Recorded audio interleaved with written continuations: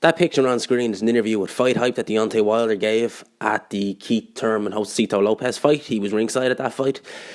His brother was at it, who I made a video on. I'm not going to say about that. Go and watch the video.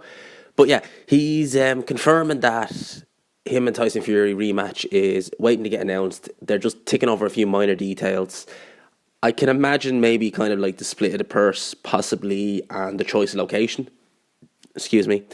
I'd say the choice of location is probably kind of what they're thinking of most. I think they've had it in LA. It seems like Vegas would be the next step realistically.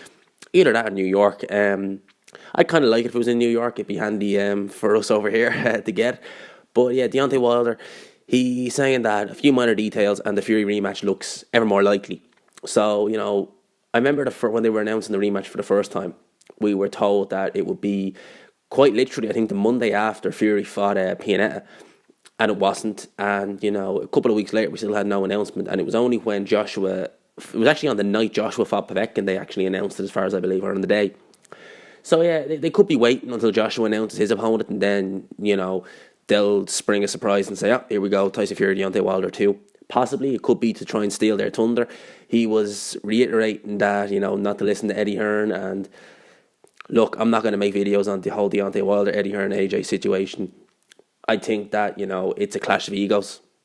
I think that Eddie Hearn and Joshua have their egos, and I think both Wilder and Fury have their egos, and I think it's all just meeting in the middle. At the end of the day, if Joshua really, I'm not saying Joshua doesn't want it, by the way, but if Joshua really wanted it, then, you know, he maybe would have to swallow his pride and offer Wilder or Fury 50-50. But vice versa, if Wilder or Fury really wanted it, you know, I mean, 60-40 is a good offer. It's a very good offer. So I think it's just a clash of egos, and I think that, you know, Eddie Hearn is not the most likable person. I think it's more Eddie Hearn than AJ. I think AJ would be kind of willing to maybe, you know, do business, but I think Eddie Hearn has a bit of an ego, as Carl Frampton has said many times. So I don't know what the story is with Eddie Hearn and Joshua and Wilder and Fury. I'm just going to let it play out, and I hope we get to see one of them two fights, whether it's AJ Fury or AJ Wilder. I really don't care, one or the other. They're both good fights.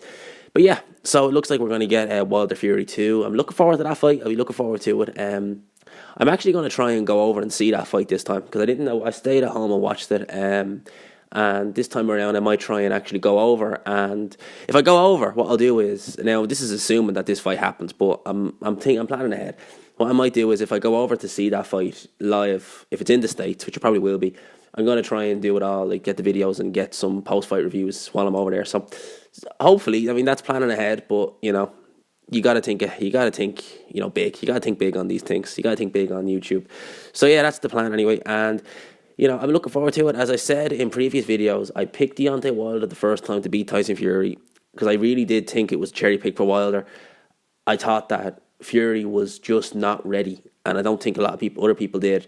Obviously, Fury is 60% is good enough, and I think if this fight happens, we'll say in May or June, then I think we'll have maybe a 70-75% Fury. I think that's enough to beat Deontay Wilder. I really do.